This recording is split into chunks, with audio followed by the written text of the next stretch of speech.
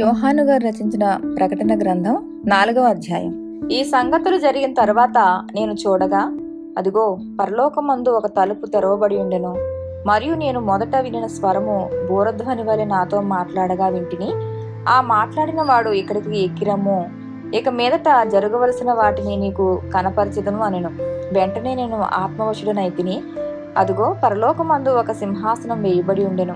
సింహాసనం నందు ఒకడు ఆసీనుడై ఉండెను. ఆసీనుడైన వాడు దృష్టికి సూర్యకాంత పద్మరాగము పోలినవాడు.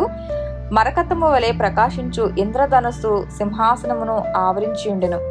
సింహాసనము చుట్టూ 24 సింహాసనములుండెను. ఆ సింహాసనముల యందు 24 పెద్దలు తెల్లని వస్త్రములు ధరించుకుని తమ తలల మీద సువర్ణ కిరీటములు పెట్టుకున్న వారై కూర్చుండిరి. ఆ సింహాసనములో నుండి మెరుపులను, ధ్వనులను, ఉరుములను బయలుదేరుచున్నవి. మరియు ఆ సింహాసనం ఎదుట 7 దీపములు ప్రజ్వలించుచున్నవి. అవి దేవుని 7 ఆత్మలు.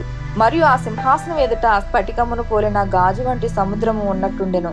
ఆ సింహాసనమునకు మధ్యను, సింహాసనము చుట్టూను, ముందు వెనుక కనులతో నిండిన 4 జీవులుండెను. మొదటి జీవి సింహం వంటిది, రెండవ జీవి దూడ వంటిది, మూడవ జీవి మనుషుని ముఖము వంటి ముఖము గలది, 4వ జీవి ఎగురుచున్న పక్షిరాజు వంటిది. ఈ 4 జీవుల్లో ప్రతి జీవికి 6 రెక్కలుండెను. అవి చుట్టూను, రెక్కల లోపటును కనులతో నిండి ఉన్నవి.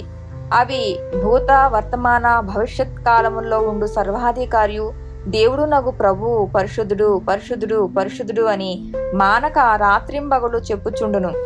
ఆ సింహాసనమునందు ఆసీనుడయుండి యుగయుగములు జీవించుచున్న వానికి మహిమయు, ఘనతయు, కృతజ్ఞతాస్తుతులను కలుగునుగాక అని ఆ జీవులు కీర్తించుచుండగా, ఆ 24 పెద్దలు సింహాసనమునందు ఆసీనులైండు వాని ఎదుట సాగిలపడిరి. యుగయుగములు జీవించున్న వానికి నమస్కారములు చేయుచు, ప్రవ్వా, మా దేవా, నీవు సమస్తమును సృష్టించితివి. నీ చిత్తమును బట్టి అవి ఉండెను, దానిని బట్టియే సృష్టింపబడెను గనుక నీవే మహిమ, ఘనత, ప్రభావములు పొందనర్హుడవని చెప్పుచు తమ కిరీటములను ఆ సింహాసనం ఎదుట వేసిరి. ఆమేన్.